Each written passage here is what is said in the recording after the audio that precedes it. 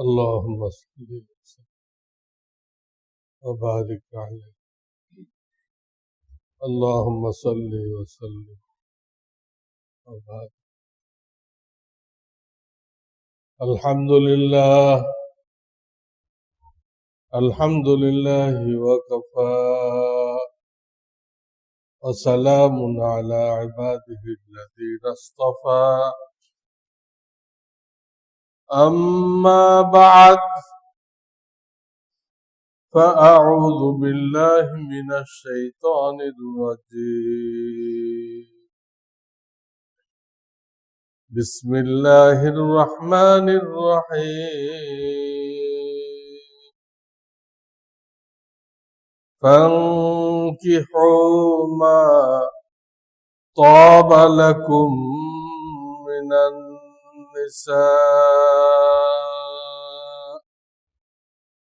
مثنى وثلاث ورباع. وقال النبي صلى الله عليه وسلم النكاح من سنتي.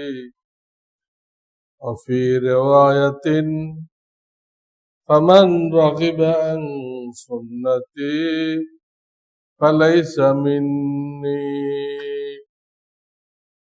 أو كما قال عليه الصلاة والسلام.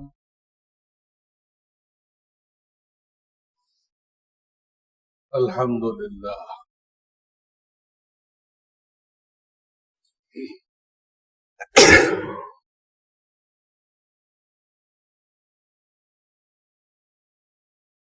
बुजुर्गान मुहतरम,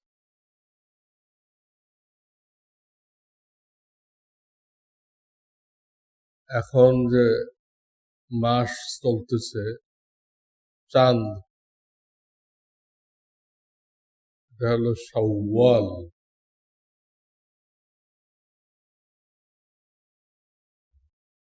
আরবি বৎসরের 10ম মাস।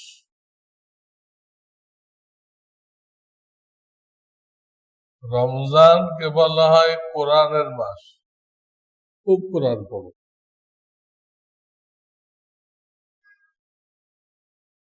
রমজান মাসে কোরআন নাযিল হয়েছে লাইলাতুল কদরে। আর এই মাসকে বলা হয় বিবাহের মাস। যারা বিবাহ করতে চায় তারা চেষ্টা চালাবে যাতে এই মাসে হইতে পারে। এমনি তো সারা বছর জায়েজ, 12 মাসের 12 মাসেই জায়েজ, সপ্তাহের 7 দিন জায়েজ। জমিনে, সমুদ্রে, আকাশে সব জায়গায় বিবাহ জায়েজ। আপনি প্লেনের মধ্যে বিবাহ করেন, প্লেন একটা ভাড়া করে বিবাহ জায়েজ। সব দিক দিয়ে ব্যাপকতা রাখা হয়েছে, কিন্তু উত্তম বলে তো একটা কথা আছে, উত্তম সেটা এই মাস, শাওয়াল মাস।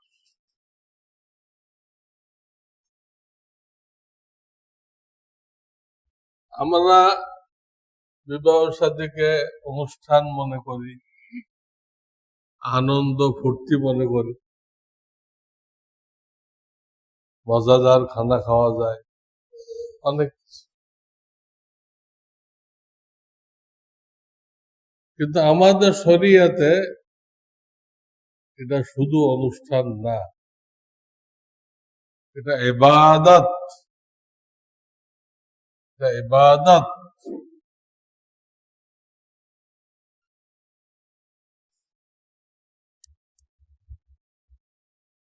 এক হাদিসে নবীজি সাল্লাল্লাহু আলাইহি সাল্লাম বলেছেন, আল্লাহর কোন বান্দা বান্দি যখন বিবাহ করে তখন তার দিনদারি পরহেজগারি অর্ধেক পরিপূর্ণ হয়ে যায়, অর্ধেক। বাকি অর্ধেকের ব্যাপারে সে যেন আল্লাহকে ভয় করে। যে জিনিস দ্বারা অর্ধেক দিনদারি পরিপূর্ণ হয় সেটাকে আপনি শুধু অনুষ্ঠান বলতে পারবেন? অনুষ্ঠান তো ইবাদত।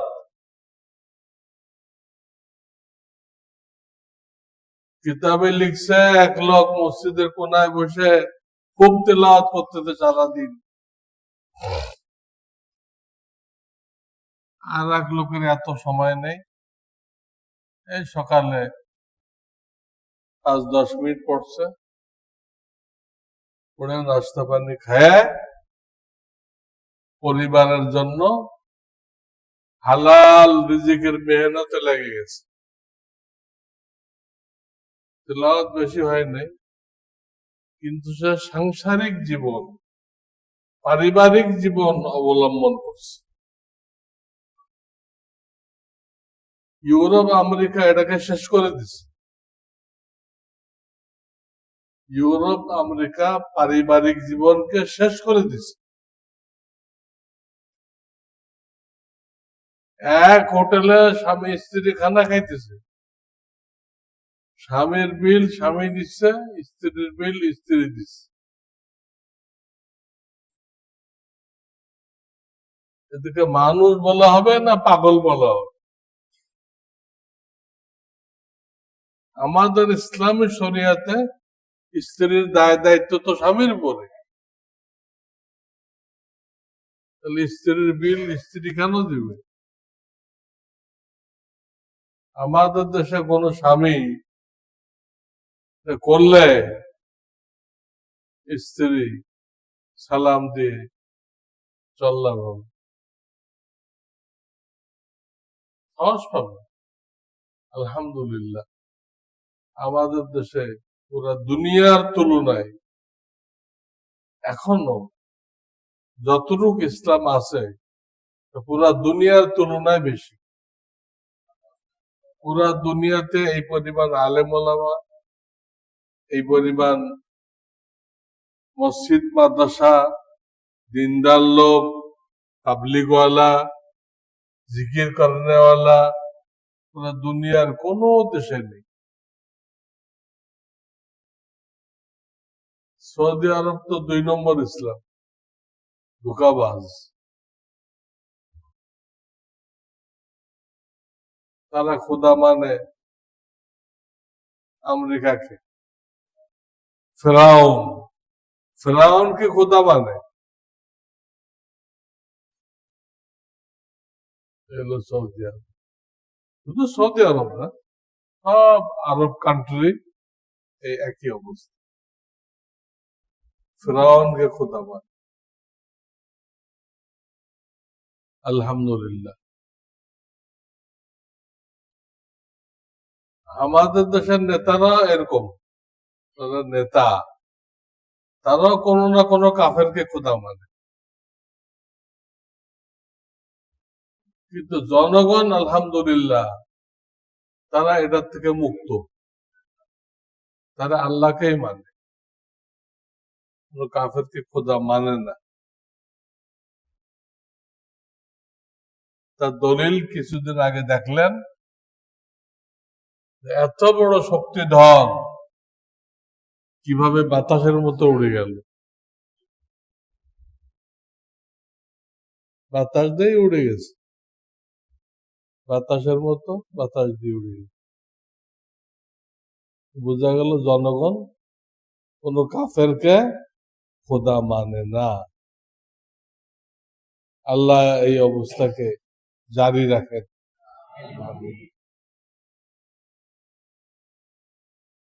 তো বিবাহের ভিতরে অনেক খায়ের ও বরকত, বিবাহ করলে জিন্দেগিতে বরকত শুরু হয়ে যায়, ইনকাম ডবল হয়ে যায়।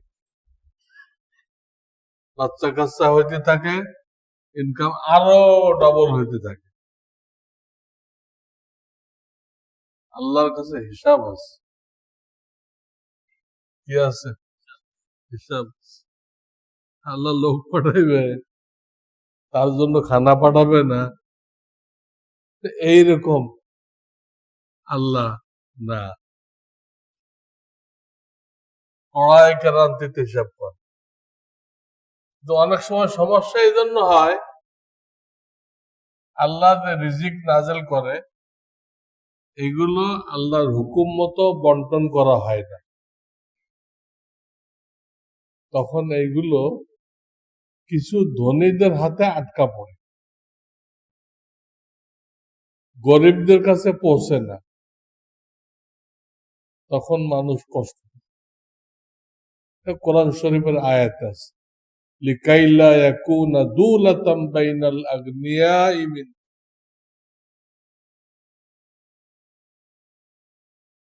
যাই হোক,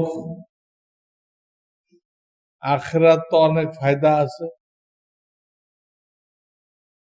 বাচ্চা কাচ্চা হইলে এদেরকে হাফেজ বানাবে, আলেম বানাইবে, দিন শেখাইবে, তারা দিনের খাদেম।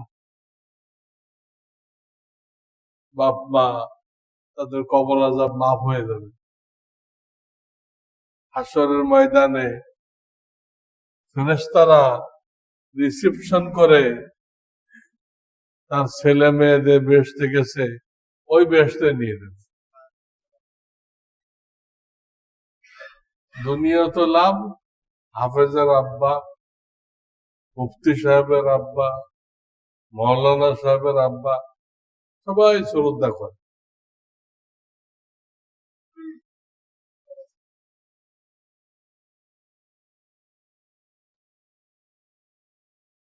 তো বিবাহের ভিতরে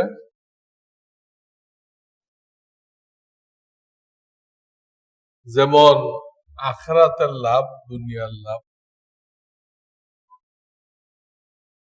তেমনি স্বাস্থ্যগত অনেক ফায়দা। বিবাহের দ্বারা মানুষের স্বাস্থ্য ভালো হয়ে যায়, ভালো থাকে। তার ভালো নেই, তারটা ভালো হয়ে যায়।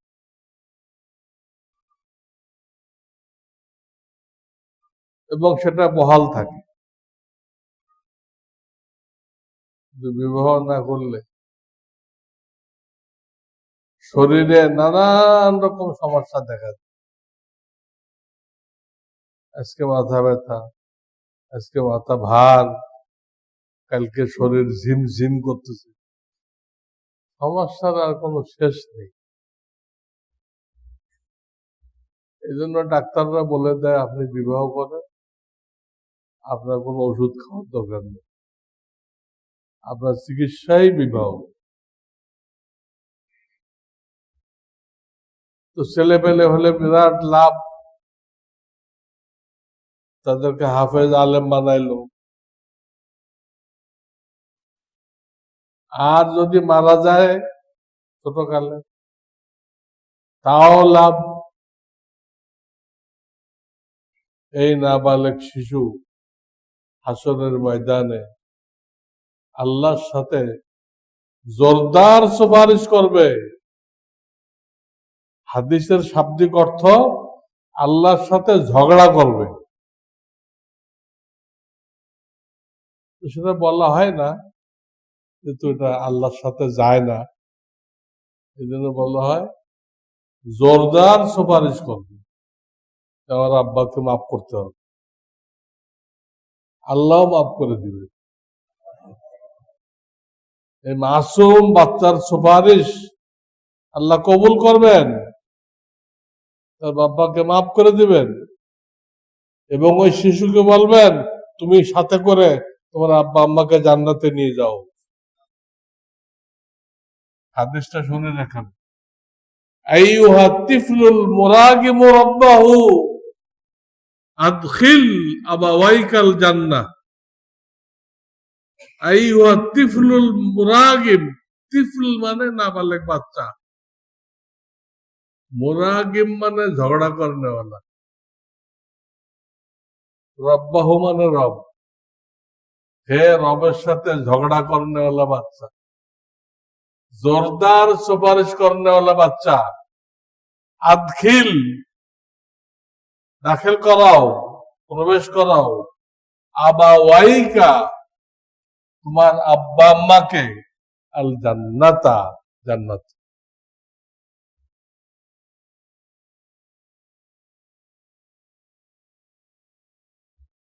এক পিসাব বিয়ে করেন,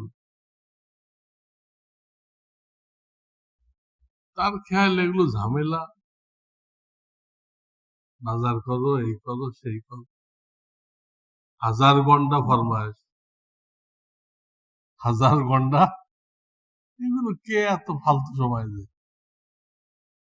আল্লাহ বিল্লাহ করবো, লোকদেরকে তালিম দিব, মনে করছে এলেমের কমজোরি, পীর তো হয়ে গেছে, এলেমের কমজোরি। পরে একদিন ঘুমায় আসে, স্বপ্ন দেখতেছে কিয়ামত কায়েম হয়ে গেছে, লোকজন ছুটাছুটি করতেছে, কে কোন দিক দেখতেছে আল্লাহ। এর মধ্যে উনি লক্ষ্য করলেন কিছু ছোট ছোট বাচ্চা আসতেছে, 2 বছর 5 বছরের বাচ্চা। এরা এদের বাপ মার হাত ধরে সোজা জান্নাতে নিয়ে গেছে।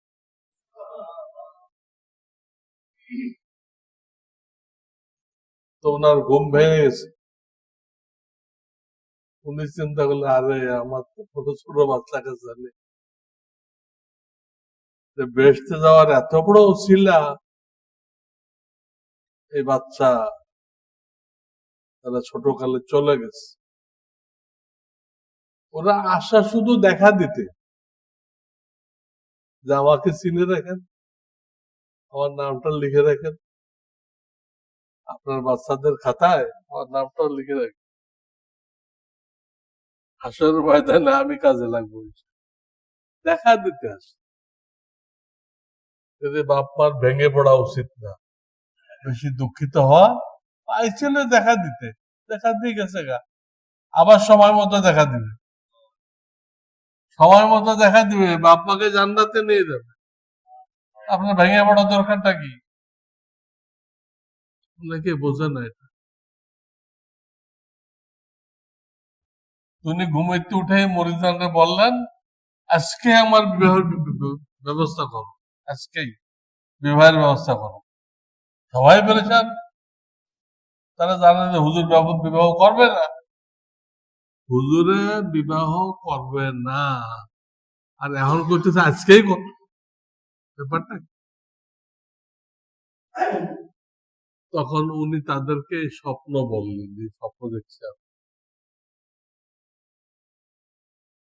হাসরের ময়দানে নাজাতের জন্য বিভিন্ন ওসিলা আছে, একটা ওসিলা এটা, এই ওসিলাটা তো আমার নেই,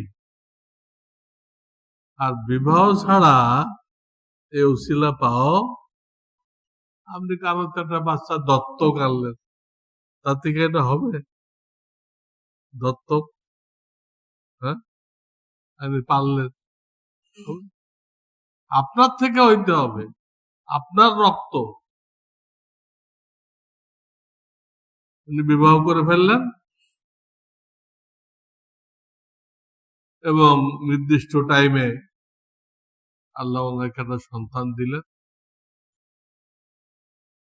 সন্তানটা কিছুদিন ছিল, পরে ইন্তেকাল করে গেছে। তখন উনি স্ত্রীকে বললেন,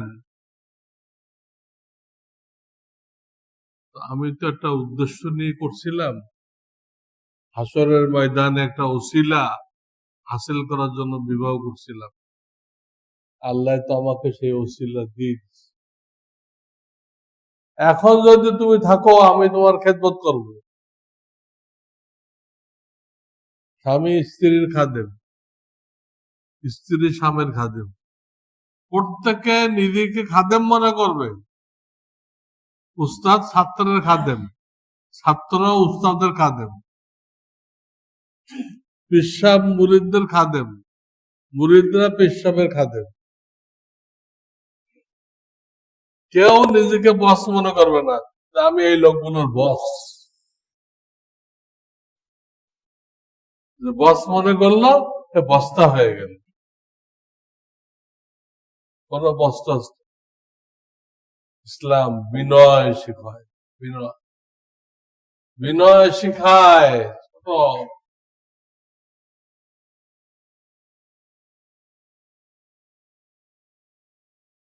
আমাদের সময় স্কুলে একটা কবিতা পড়াইতো। কবিতাটার নাম হলো সবার আমি ছাত্র। এখন আছে কিনা আমি জানি না। আমি তো 60 বছর আগের কথা বলছি। 60 বছর কি এগুলো রাখছে?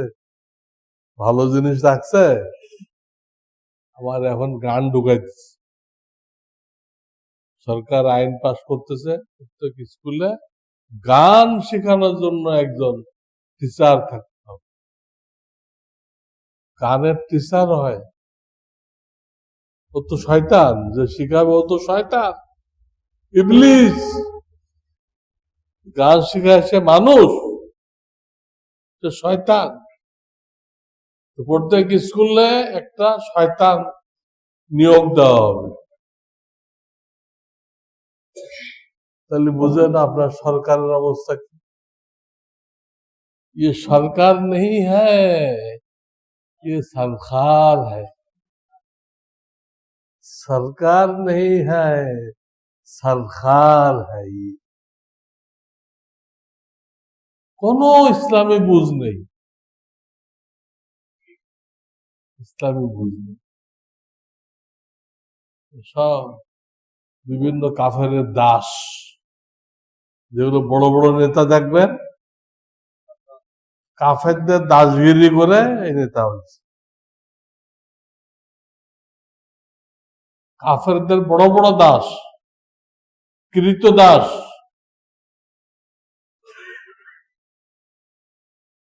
আল্লাহ রহম।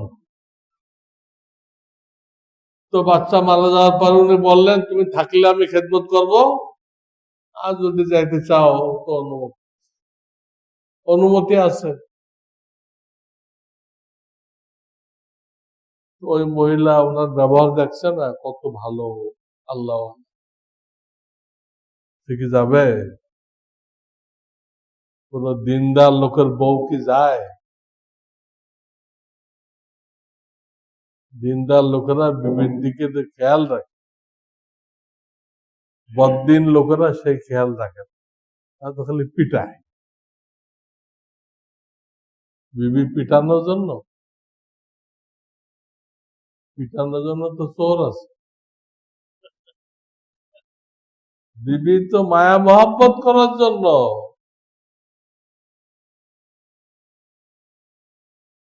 প্রত্যেকের ভিতরে মায়া মহব্বত করার একটা যোগ্যতা আছে। সেই যোগ্যতার বহিঃপ্রকাশ কোথায় ঘটাবে? তার বিবির উপরে ঘটাবে। এই জন্য দিনদার লোকদের বিবি কোনদিন তাকে ছেড়ে দেয় না।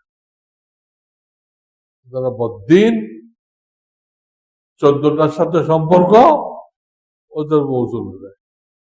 তুমি ওইগুলো নিয়ে থাকো, আমি চল।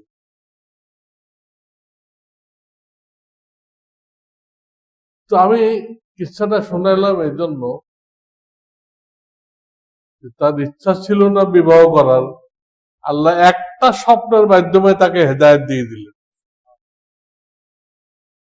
যে নাবালেগ বাচ্চা যে মারা যায় কত লাভ দেখো। তুমি বিবাহ করবে না বলেছো, এটা ক্ষতি তোমার, তোমার একটা বিশাল ওসিলা নষ্ট হয়ে গেল। আল্লাহ আল্লাহু আকবার। বলা হয়েছে তোমার যদি তৌফিক না থাকে, যে দিন আনে দিন খায় তারও তো তৌফিক আছে। মানে এটাও কেউ পারে না কোনো মানুষ, তাকে বলা হয়েছে রোজা রাখো। যদি চিল্লা না দিয়ে থাকো, যদি চিল্লা দিয়ে থাকো, ইমানই মেহনত করে থাকো, আর তুমি গরিব হও, তাকে কোরআনে বলা হয়েছে তুমি বিবাহ করো। বিবাহের ওসিলায় আল্লাহ তোমাকে ধনী করে দিবেন। কোরআনের আয়াত, ইয়াকুনু ফুকারা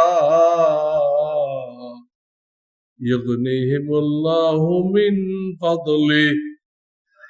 এই আয়াত 18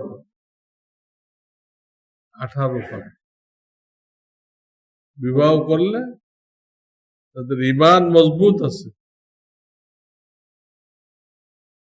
দুজন গরিব, কিন্তু যার ঈমান দুর্বল তারে কইছে রোজা রাখো, তার ঈমান মজবুত তারে কইছে তুমি পয়সা নেই এটা দেখো না, আল্লাহ ভরসা করো, বিয়ে করো, বিবি আসবে রিজিক নিয়ে আসবে, বিবি আসবে রিজিক নিয়ে আসবে, বাচ্চা আসবে রিজিক নিয়ে আসবে। তোমার চিন্তা কি? তুমি কি রিজিকের মালিক? তুমি কি নিজেরটা খাওয়াইতে পারো নিজেরে? তোমারে তো আল্লাহ খাওয়ায়। নাহনু নারযুকুকা ওয়া ইয়াহুম, সারে তোমারে তো আমি রিজিক দিই। তো তোমাকে দিতে পারলে তোমার যে আওলাদ আসবে তাদেরকে দিতে পারবো না?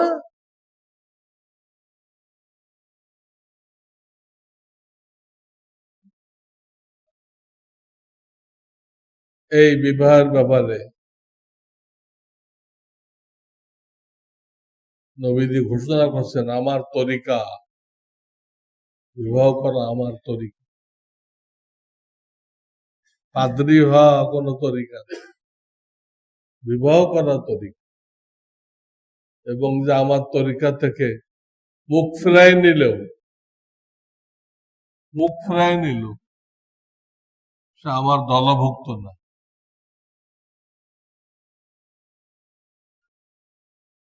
এখন তো পড়াশোনা করতে করতে বয়স হয়ে যায় 30 বছর, কারো 40 বছর, তার জোয়ানে থাকলো কি?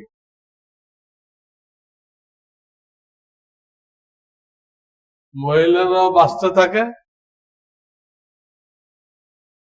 বাপ মা অনেক কষ্ট করে একটা ছেলে জোগাড় করে, দিনদার, পরেশগার।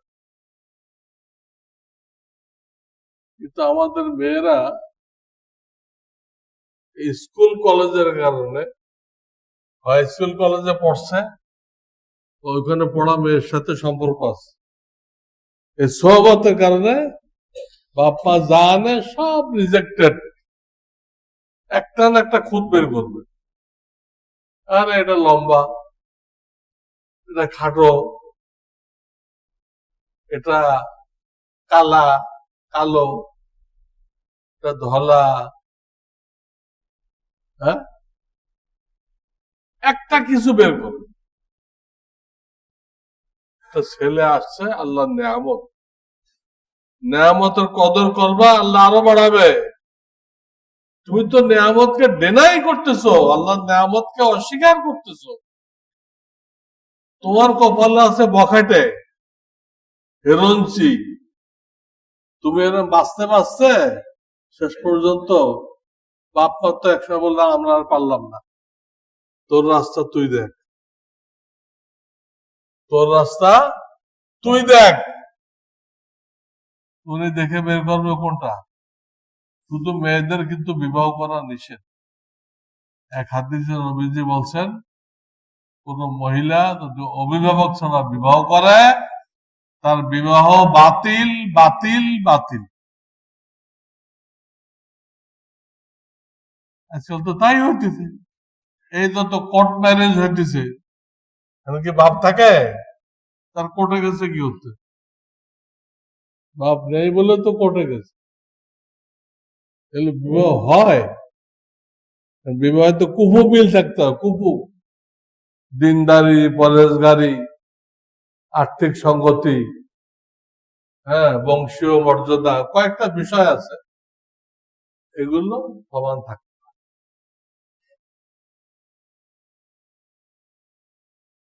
পুরুষেরটা একটু বেশি থাকা ভালো, মেয়ে সেই তুলনায় কম থাকে। তো কোর্ট ম্যারেজে এগুলো হয় না, এই জন্য ফতোয়া নিতে গেলে এর অধিকাংশ গুলোই বিবাহ হয় নাই, দু চারটা টিকতে পারে। এটা একটা নির্লজ্জ কাজ, বাপমা ছাড়া বিবাহ বসা নির্লজ্জ কাজ। তো বাপমা যখন নাকি থেকে যায়, ছেলে আনতে আনতে ক্লান্ত হয়ে যায়, তখন আর কি করবে, ওর পর ছেড়ে দেয়, তুই যা।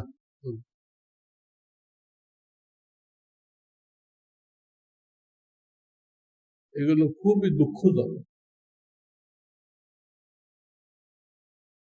কোন মেয়ে ইংরেজি পড়লে, ইংরেজি পড়নাওয়ালা মেয়ের সাথে সম্পর্ক থাকলে তাদের এই স্বভাব হয়। সব জায়গায় মাই চয়েস,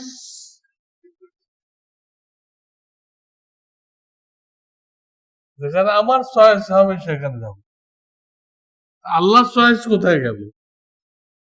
আল্লাহ রসুলের চয়েস কোথায় গেল? তুমি এত বড় ফেরাউন হয়ে গেল, সব জায়গায় মাই চয়েস।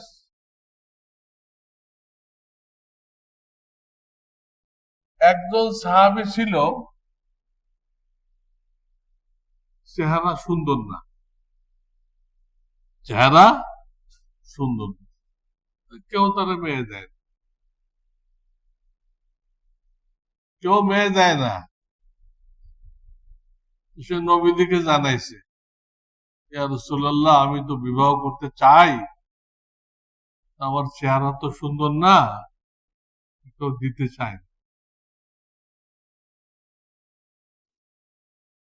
তখন নবীজি তাকে বলছে, অমুক সাহাবী আমার, তার বাড়িতে যাও, তার মেয়ে আছে, ওই সাহাবীকে বলো তার মেয়েকে যেন তোমার সাথে বিয়ে পড়াই দেয়।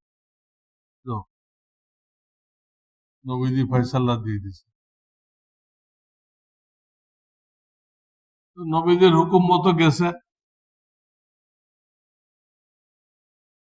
যে সব শোনাইছে, কিন্তু চেহারা দেখে ওই বেটা তো ঘাবড়াই গেছে। আল্লাহ, এটা দেখলে তো আমার মেয়ে ভয় পাবে, এটা দেখলে আমার মেয়ে ভয় পাবে, মানা করে দিচ্ছে, না ভাই, তোমার কাছে মেয়ে দেওয়া যাবে। এই সব কথা তার মেয়ে পর্দার আড়াল থেকে শুনতেছে। তখন মেয়ে বলল, আব্বা আপনি কি করতেছেন? আপনি কি একবার ভাবছেন আপনি কি করতেছেন? এই লোক কি নিজে আসছে না আল্লাহ রসুল পাঠাইছে? এই লোকটা নিজে আসছে না আল্লাহ রসুল পাঠাইছে? আপনি একে ফেরত দিচ্ছেন না আল্লাহ রসুলকে ফেরত দিচ্ছেন? কাকে ফেরত দিচ্ছেন? আপনি জান্নাতে যাবেন কিভাবে? রসুলকে কষ্ট দিয়ে? মেয়ের এই কথা শুনে বাপ ঘাবড়াই গেছে, সাংঘাতিক কথা। বলতে, তাহলে মা তুমি বলো কি করতে হবে? মেয়ে বলল, রসুল পাঠাইছে, সে যেমনই হোক আমি তার ঘর করব, আমার কোনো আপত্তি নেই, আমার কোনো আপত্তি নেই, আল্লাহ রসুল পাঠাইছে, আমার কোনো আপত্তি নেই। এর মধ্যেই বরকত, এর মধ্যেই খায়ের, বিয়ে পড়াই দেন। মেয়ের কারণে বাপের চোখ খুলছে, বাপ ছিল বোকা মার্কা, মেয়ের কারণে কি হয়েছে, চোখ খুলছে, তখন বিয়ে পড়ে।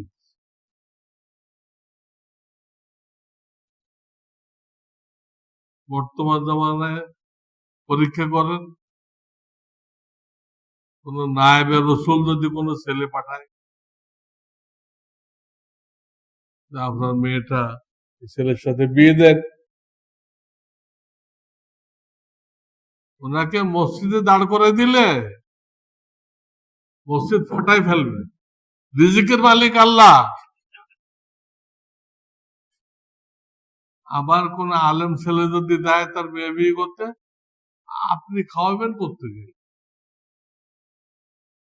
মসজিদ ফাটাইতেছে রিজিকের মালিক আল্লাহ,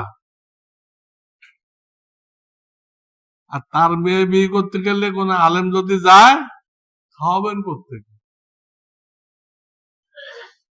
তখন আল্লাহ গায়েব, তার গলা ফাটানো লিকসার ওই মসজিদ পর্যন্ত, তার লিকসার তার কল পর্যন্ত যায় নাই, তার লিকসার তার কল পর্যন্ত যায় নাই। আমাদের জামানার মেয়েরা ব্রিটিশ সহবতের কারণে বাঁচতে বাঁচতে বাঁচতে বাঁচতে শেষ পর্যন্ত তার কিসমতে আসে। প্রত্যেকটা ডিনাই করা মানে আল্লাহ নেয়ামতের নাশুকরি করা, প্রত্যেকটা ডিনাই অস্বীকার করা আল্লাহ নেয়ামতের নাশুকরি করা। এই নাশুকরির ফলাফল কি? হেরঞ্চি, বখাটে, এই তার ভাগ্য যুগ, সারা জীবন কষ্ট পাবে। তখন বুঝে আসবে আমি যে নাশুকরি করছিলাম তার শাস্তি কি। লাইন শাকারতুম লাযীদান্নাকুম ওয়া লাইন কাফারতুম ইন্না আযাবী লাশাদীদ। আল্লাহ কোরআনে বলতেছেন, তোমরা যদি আমার নেয়ামতের শুকরিয়া আদায় করো, আমি নেয়ামত বাড়াই দিব, নেয়ামত বাড়াই দিব।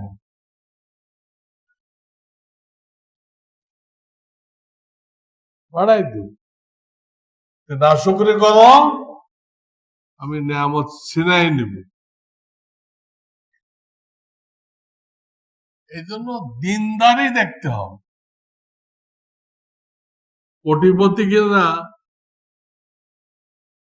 বিশ্ব সুন্দরী কিনা, এগুলো দেখার কোনো বস্তু না। লম্বা না খাটো দেখার বস্তু না। এগুলো দেখা মানে আল্লাহর ভুল ধরা। এগুলো ওটা খাটো, তাহলে আল্লাহর দোষ। আল্লাহরে খাটো বানালো কেন? এটা লম্বা, তাই মেয়ে রাজি না। এটা আল্লাহর দোষ হয়ে গেল। আল্লাহ লম্বা বানাইছে কেন?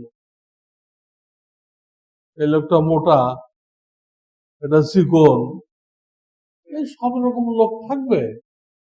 তুমি দেখবা দিনদারি, সে যদি গরিব হয় আর আল্লাহ তোমার কিসমতে সুখ রাখে, এই ছেলে বাড়ি গাড়ির মালিক হবে। বিয়ে করার সময় এক ছেলে গরিব ছিল, কোন রকম চলে, কিন্তু মেয়ের কিসমতে সুখ শান্তি। পরবর্তীকালে দেখা যায় ওই ছেলের বাড়িও হয়ে গেছে, গাড়িও হয়ে গেছে, সব হয়ে গেছে। এক জমানায় কিছুই ছিল না। তাতে আপনার মেয়ের কিসমতে কি আছে ওইটা ঘটবে। আমার এক বন্ধু, যাতে মেয়ের কষ্ট না হয়, বহুদিন তালাশ তালাশ করে এক প্রতিষ্ঠিত ব্যবসায়ীকে বের করছে। প্রতিষ্ঠিত ব্যবসায়ী, যে এই জায়গায় বিয়ে দিলে আমার মেয়ে না খেয়ে থাকবে না। প্রতিষ্ঠিত ব্যবসায়ী দিছে।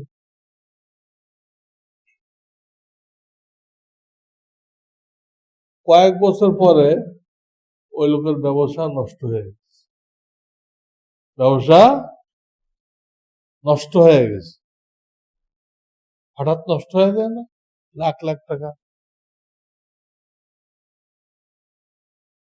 কত লোক ফকির হয়ে গেছে, নিজে রাখছিল, রাতারাতে দাম কমে গেল। হ্যাঁ, শেয়ার ব্যবসা, ফকির হয়ে গেল। কত লোক যে হার্ট ফেল করে মারা গেছে, আর কত লোক যে পঙ্গু হয়ে গেছে এক দরবেশ বাবার কারণে, সব লোক শেষ।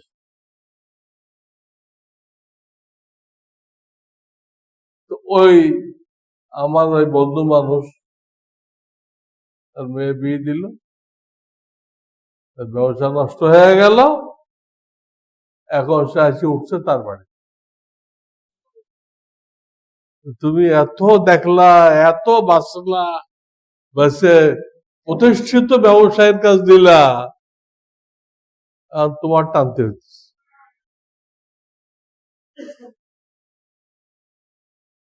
এটা মেয়ের কেসমত, মেয়ের কেসমতে সুখ শান্তি থাকলে আসবে, না থাকলে আসবে না। আপনার বাসনি করার কোনো ফায়দা নেই। কোটিপতি দিবেন, ফকির হয়ে যাবে, ফকিরকে দিবেন, কোটিপতি হয়ে যাবে। আপনি কি বাঁচবেন? আপনি দেখেন দিনদারি আছে কিনা, পাঁচ ওয়াক্ত নামাজি কিনা, আলেমদের মজলিসে আসে কিনা, আলেমদেরকে মোহাব্বত করে কিনা, আপনি এটুক দেখেন। আপনার মেয়ের কেসমতে যা আছে ওটাই হোক। কিন্তু এখন ওই বাহ্যিক দুনিয়ায় দেখে, বাহ্যিক দুনিয়া আর কিছু দেখে, সুখ শান্তি হয় না। এই জন্য নবীজি এক হাদিসে বলেছেন যে মানুষ সৌন্দর্য দেখে, মাল দেখে, বংশ দেখে, বিভিন্ন জিনিস দেখে। আমি আমার উম্মতকে বলে যাচ্ছি, তোমরা এগুলো দেখো না, তোমরা দিনদারি দেখো। ফাজফার বিযাতিদ দ্বীন, দিনদারি দেখো। তারিবাত ইয়াদাকা ইয়ামিনুকা, তুমি কামিয়াব হয়ে যাবে। দিনদারি দেখো, ওগুলো দেখার জিনিস না।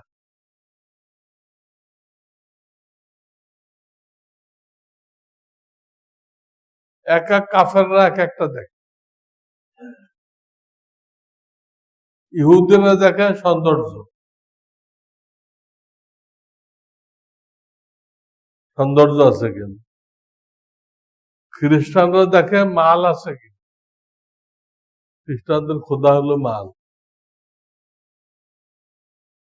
হিন্দুরা দেখে ব্রাহ্মণ কিনা, নমশূদ্র,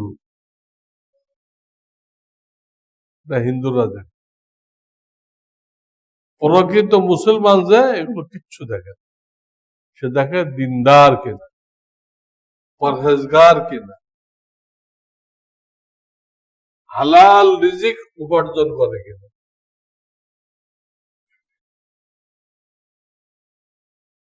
তো এই ব্যাপারে আরো কথা হবে ইনশাআল্লাহ। আজকে এতটুকু বলা হলো। আমরা যারা বিবাহ করতে চাই, ছেলে মেয়ে নাতি নাতকুর বিবাহ দিতে চাই, আমরা চেষ্টা করি এই মাসের মধ্যে সেটাকে আনতে চেষ্টা করি। আল্লাহ আমাদেরকে তৌফিক দান। ওয়া আখিরু দাওয়ানা